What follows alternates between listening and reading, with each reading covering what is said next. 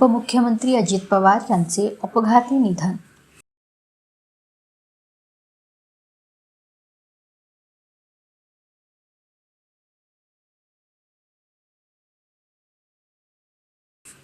बारामतीमध्ये उपमुख्यमंत्री अजित पवार यांच्या विमानाचा भीषण अपघात झाला आहे। लँडिंग दरम्यान विमान शेतात कोसळून लागलेल्या आगीत अजित पवारांसह 6 जणांचा मृत्यू झाल्याची माहिती आहे। अजित पवार आज सकाळी मुंबईहून खासगी विमानाने बारामतीकडे रवाना झाले होते।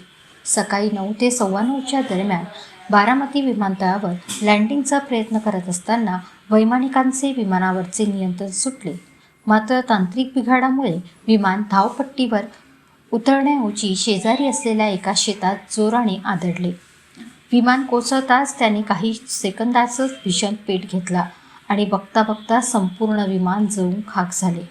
या अपघातानंतर घटनास्थळावरून धुराचे मोठे लोट उठू लागले, ज्यामुळे परिसरात एकच खळबळ उडाली।